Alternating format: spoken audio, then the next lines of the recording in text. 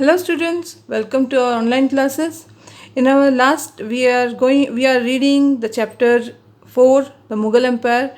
In that we have learned some of the important points. We have started from the who are the Mughals कौन थे, Mughals military campaign के बारे में हमने पढ़ा and then we are reading the Mughal emperor के बारे में हम लोग पढ़ रहे थे that from who are the Mughals emperor, कौन कौन थे Mughals empire and then we have learn about the Babur who was the founder of the Mughal empire and then we have learned about the Babur, then Humayun, then we are after Humayun in between the Shershah Suri also has established. कुछ दिनों तक शेरशाह सूरी ने भी अपना power establish किया. Then फिर से हुमायूं आए, फिर से हुमायूं ने अपना पावर वापस पाया and then we are going to learn in this video about the Akbar के बारे में हम इस वीडियो में जानने वाले थे. Okay, so Akbar was also one of the most important Mughal empire. He established his empire from 1556 to 1560. इन्होंने 1556 से 1560 तक अपना जो एम्पायर है उसको संभाला. पहले क्या हुआ, मैं इतना क्यों बता रही हूँ, क्योंकि अकबर जो थे आफ्टर हुमायूंस डेथ, हुमायूं के एक्सपायर होने के बाद अकबर जो थे वो बहुत छोटे थे. एट द एज ऑफ 14, अपनी 14 साल की उम्र में he was under as. So he is got the what you said, उनको ये जिम्मेदारी मिल गई कि अब उनको अपना राज्य संभालना है. So under the guidance of Bahram Khan, one of the most obedient general of the Humayun के बहुत ही ओबीडियंट जनरल थे बहरम खान, जिनके गाइडेंस में 1556 से 1560 तक वो उन्होंने उनकी बात सुन के उन्होंने वहाँ पे रूल किया. Then at the age of 14 age में मतलब उन्होंने ना ही able to understand all the rules and regulation, how to maintain the dynasty कैसे मेंटेन करनी चाहिए. At the age of 18 he understand everything and then in 1560 he established his actual power in 1560. then he ruled from 1560 to 1562 तक उन्होंने अच्छे से अपनी बुद्धि और अपने विचारों के अकॉर्डिंगली उन्होंने अपना एम्पायर शुरू किया. 1560 से 1562 तक उनको भी गाइड करने वाली थी महाम अंगा. She was also guided Akbar. Okay, but due to some misguidance and all, it was go to the negative. Maham Anga जो थे वो उनको जो भी थॉट्स देती थी, कुछ समय बाद अकबर को पता चला कि उनमें क्या गलतियाँ थी, क्या है.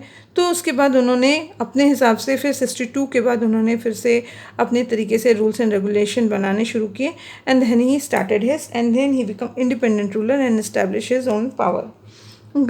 ही fought many important battles. The most important is the second battle of Panipat. उन्होंने सेकेंड बैटल ऑफ पानीपत भी हुआ. सबसे पहले बाबर ने इब्राहिम लोदी को हराने के लिए पहला बैटल फॉट किया था जो पानीपत में. उसके बाद फिर अकबर ने, ठीक है, Akbar defeated Humayun. Did you remember the Humayun? हमने लास्ट वीडियो में पढ़ा था about the Humayun. Humayun was the general of Adil Shah. Okay, Adil Shah. Who is the Adil Shah? The son of Sher Shah Suri. ठीक है, शेरशाह सूरी के जो जनरल थे वो शेरशाह सूरी के जनरल थे हेमू, और हेमू जो है वो आदिल शाह को गाइड करते थे. जब हुमायूं के साथ फाइट किए तो आदिल शाह हार गए और he was defeated and then Humayun is having that revenge in his mind. Humayun के दिमाग में वो रिवेंज था and then he again declare a war against the Akbar के नाम, मतलब हुमायूं के बेटे के नाम उन्होंने ये जो जंग थी उन्होंने डिक्लेयर की. And under the guidance of Bahram Khan, क्योंकि उस समय अकबर छोटे थे, 14 साल के ही थे, बहुत ही छोटे थे. तो हेमू के दिमाग में ये बात थी कि वो 14 साल का बच्चा कैसे फाइट करेगा. अगर वो उसको हरा देंगे तो वापस से मुग़ल एम्पायर जो है वो उनके कंट्रोल में आ जाएगी. तो इसी उम्मीद में हेमू ने वॉर डिक्लेयर किया अकबर के लिए, ठीक है। But at that time Bairam Khan was guiding Akbar, ठीक है। बैरम खान जो है वो अकबर को गाइड कर रहे थे। रिजल्ट क्या हुआ, हेमू हार गए और अकबर जीत गए, okay. Then the another battle he was fought is the battle of Haldi घाटी।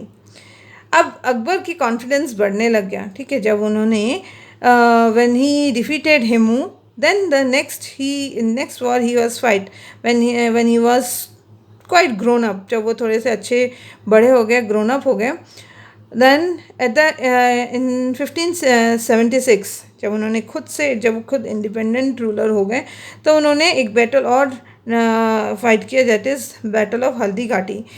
ये जो बैटल था ये महाराणा प्रताप के अगेंस्ट में इन्होंने जंग डिक्लेयर की थी। And here also Akbar was defeated, okay, sorry, Akbar win, he defeated the Maharana Pratap, okay. Then he built his Fatehpur Sikri and shifted his court there in the honor of Salim Chishti. इस बीच में इन्होंने इनकी he is also married. After the marriage he is having the problem that he is not having any of the child.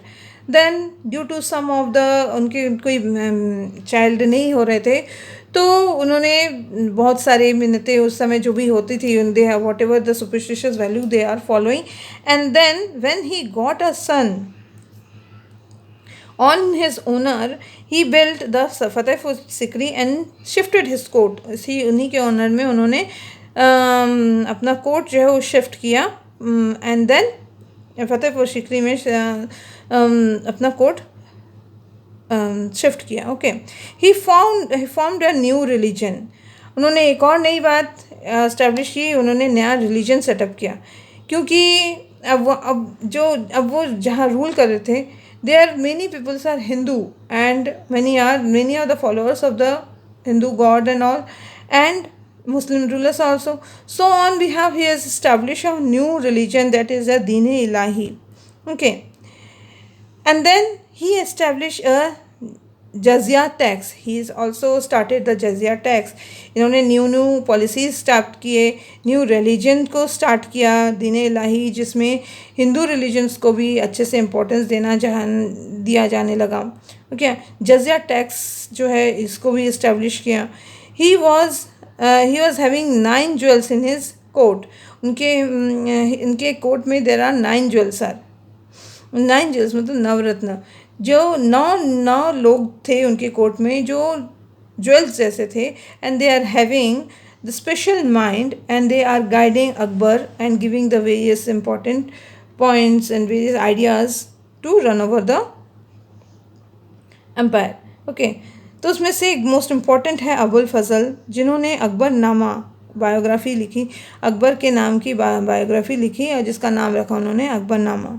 Then Faizi, the Kavi Raj, he was written the most popular poem. The name is the Lilavati.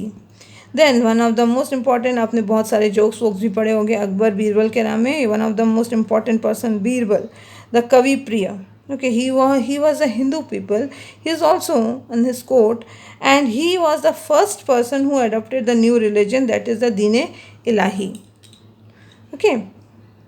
Then one of the another important person is the Todarmal. Todarmal, the revenue system. He brought a revenue. He established a new system of revenue. Revenue system कैसे बनाना होना चाहिए, ज़ब्ती system को इन्होंने start किया, okay. Now we will move to the next part.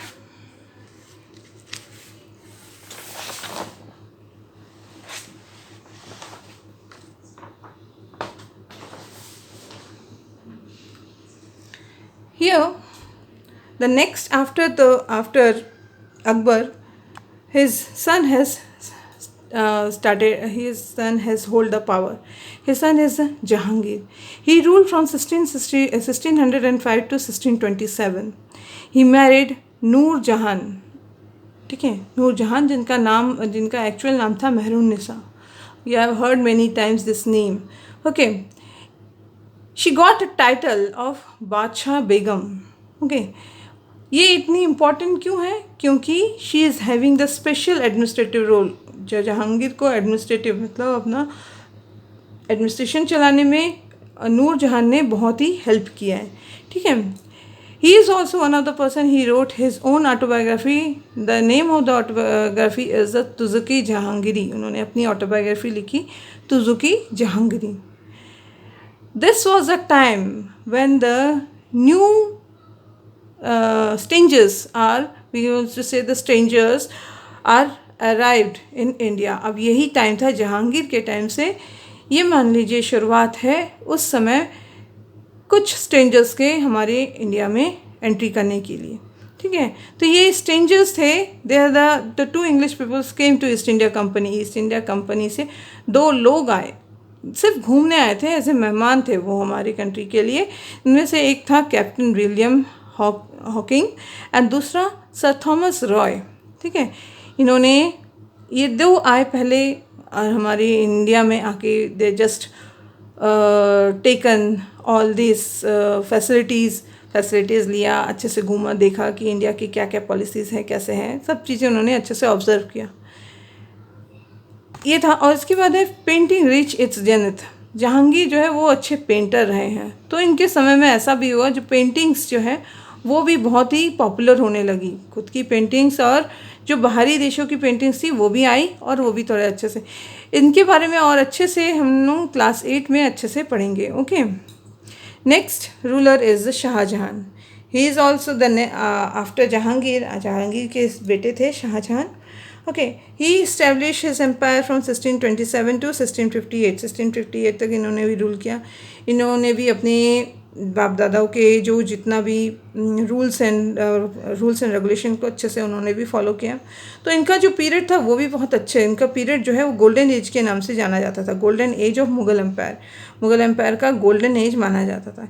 इसके बारे में भी हम लोग नेक्स्ट वीडियो में और we will going to learn, okay, how why it is called as the golden age of Mughal Empire, okay। His last days are very painful। उनका जो लास्ट दिन था, जब ये शाहजहां के बहुत ज़्यादा कुछ इंपॉर्टेंट पॉइंट नहीं है। All of you know that he has built a मकबरा, that is Taj Mahal, on behalf of his wife, ठीक है, मुमताज़, ठीक है। इतना तो आप लोग सबको पता ही है पहले से। लेकिन उनका जो लास्ट टाइम, उनके जो लाइफ के जो लास्ट के जो मोमेंट्स रहे वो बहुत ही पेनफुल रहे हैं। शाहजहां के बेटे औरंगज़ेब ने उनको उनके ही महल में उनको आगरा के फोर्ट में उनको कैद कर लिया, ठीक है। And then he was died there only. उसी पीरियड में उनका देहांत भी हो गया। अब शाहजहां के भी पीरियड में दो और लोग आए। पहले जहांगीर के पीरियड में ईस्ट इंडिया कंपनी से दो लोग आए थे। अब शाहजहां के पीरियड में और दो ट्रैवलर्स हैं, जिनका जिनमें से एक है बर्नियर और दूसरा है ट्रेवेनियर, ठीक है। ये थे फ्रेंच ट्रैवलर। पहले वाले ईस्ट इंडिया कंपनी वाले थे, दूसरे फ्रेंच थे, okay. Then the Mughal empire continue in the Deccan. Mughal empire जो है वो डेक्कन साइड में अपना एस्टेब्लिशमेंट सेटअप करना शुरू कर दिया। इसके बाद शाहजहां के जाने के बाद उनके बेटों ने, औरंगज़ेब, जिन्होंने ज़बरदस्ती को अपना जो थ्रोन है उनको संभालना शुरू किया जाए। One of the last Mughal ruler, powerful Mughal ruler, okay. Shah Jahan के बेटे औरंगज़ेब ने तख्त को संभाला। And then after Aurangzeb the other Mughals are also came, but they are not so much important and not able to establish his power properly. For Aurangzeb there are some points. He imprisoned his father। मैंने अभी भी थोड़ी देर पहले आपको बताया, he imprisoned his father and captured the throne। Throne जो है उन्होंने कैप्चर कर लिया, okay. And given the title as Alamgir. अपना जो नाम है उन्होंने आलमगीर के नाम से टाइटल इस्टेब्लिश किया। That he want to establish his power, okay. Intolerant toward the other religion. अब यहाँ पे जो अकबर के समय में जो अकबर ने क्या किया था, उन्होंने बाकी रिलीजन्स को इम्पोर्टेंस दिया, उनको अच्छे से वैल्यू दी। बट औरंगज़ेब जो थे वो कुछ अलग नेचर के थे। उन्होंने दूसरी किसी भी रिलीजन को इम्पोर्टेंस देना सही नहीं माना। He want to spread the Islamic religion only. So इसमें क्या हुआ, he started the jizya tax. उन्होंने जजिया टैक्स इंट्रोड्यूस किया। ही आज द 9th गुरु तेग बहादुर जो 9th गुरु थे सिख गुरु, 9 सिख गुरु रहे हैं जिन्हें औरंगज़ेब ने फोर्स किया कि इस्लाम धर्म को संभालें, अपने इस्लाम धर्म को माने, ठीक है। बट गुरु तेग बहादुर जो है उन्होंने रिफ्यूज़ किया इस बात को मानने से, एंड ही असैसिनेटेड हिम, ठीक है। औरंगज़ेब ने उन्हें असैसिनेट कर दिया, ठीक है। देन एज ए रिज़ल्ट, इसके रिज़ल्ट में क्या हुआ, as a result of this to the end of tyranny, इसके बाद उनकी जो टिरानी थी उनको ख़त्म करना था। तो इस बात को वैल्यू देने के लिए नेक्स्ट 10th गुरु गोविंद सिंह ने खालसा पंथ को लॉन्च किया, ठीक है। उनके खुद के कुछ ऐसे पॉइंट थे Khalsa Panth. We will learn in our next video कि क्या है ये खालसा पंथ, ठीक है। तो उन्होंने खालसा पंथ स्टैब्लिश किया कि टिरानी को कैसे, इनकी जो टिरानी है इसको कैसे ख़त्म किया जाए, इनके जो रूल्स एंड रेगुलेशंस है इसको कैसे ख़त्म किया जाए, और इनके जो विचारों को कैसे चेंज किया जाए, ठीक है। उसी टाइम में कुछ और भी रूलर्स थे जो पावरफुल हो रहे थे, जैसे कि मराठास, ठीक है। मराठास में Shivaji was one of the most powerful king at that time. Maratha जो महाराष्ट्र में शिवाजी जो है बहुत पॉपुलर हुए, अपना पावर उनका भी बढ़ता जा रहा था। तो औरंगज़ेब को ऐसा लगा, औरंगज़ेब की टेंडेंसी ये थी कि जितने भी पावरफुल रूलर्स हैं उनके साथ उनको अपने अंडर में ले लें, उनको हरा के और उनको अपने हिसाब से ले लें। तो क्या हुआ कि मराठा जो शिवाजी थे इनको हराना इतना आसान नहीं था। तो what he do, he captured the Shivaji, ठीक है। उनको शिवाजी को पहले एज ए मेहमान के रूप में उनको बुलाया और उन्हें घेर के उन्हें कैप्चर कर लिया, उन्हें प्रिजन में डालने की कोशिश की, लेकिन शिवाजी जो है वहाँ से भाग गए, ठीक है। But he was escaped. Then Golconda and Bijapur completely come under the Mughals. इसके अंदर बाद बीजापुर और गोलकोंडा के भी जो रूलर्स थे वो भी पावरफुल थे, लेकिन वो भी हार मान लिया मुगल्स के under, they are come under the Mughal ruler, okay. इसके बाद ऐसे उन्होंने बहुत सारा अपना जो पावर है वो बहुत दिनों तक अपना इस्टेब्लिश किया, मतलब फैलाया। Then the next after the Aurangzeb, the next his son Bahadur Shah I, he has come in power, but ये जो थे इनका उतना ज़्यादा इम्पोर्टेंस नहीं है, क्योंकि ये बहादुर शाह से जो है वो he is the weakest Mughal empire. अब ये क्या हुआ कि ये रूल करते थे, पर इनको ये दिमाग में हमेशा ये था कि वो मुग़ल फैमिली से बिलोंग है, इतनी बात काफ़ी है। And then he give up his all his empire under the other, बाकी जो लोग थे उनके हाथों में उनको संभालने दे दिया और ख़ुद आराम से रहने लगे, ठीक है। तो ऐसे करके जो मुग़ल एम्पायर वो अब धीरे धीरे इनका जो पावर है वो कम होने लग गया। इसके बाद पहला बहादुर शाह 1 रहा, फिर बहादुर शाह 2, ये जो था ये मुग़ल एम्पायर मतलब औरंगज़ेब के बाद ये जो बाकी मुग़ल एम्पायर वो आए और गए। इस बीच में मोहम्मद शाह, जब ये बहादुर 1 और बहादुर शाह 2 के बीच में एक Mohammad Shah one of the Mughal empire, इनके रूल में क्या हुआ, एक इम्पॉर्टेंट बात ये भी है, Nadir Shah he came to capture the Delhi and he defeated Mohammad Shah. उन्होंने मोहम्मद शाह को डिफीट किया, हराया, और सबसे इम्पोर्टेंट हमारे देश का कोहिनूर डायमंड को उन्होंने वो चुरा के ले गए। तो ये सारी चीज़ें हुई हमारे मुग़ल एम्पायर के बारे में, दी ज़्यादा important points we are going to discuss. और इसी बीच में हमने इनकी मिलिट्री कैंपेन के बारे में भी डिस्कस कर लिया, इनके tax policy, the zabt and all, ये सारी चीज़ें we are also discuss all this thing. So now we are come to the end of this chapter, okay. We will going to learn we will meet in our next video with a new topic and new chapter, okay. Till then, thank you all of you.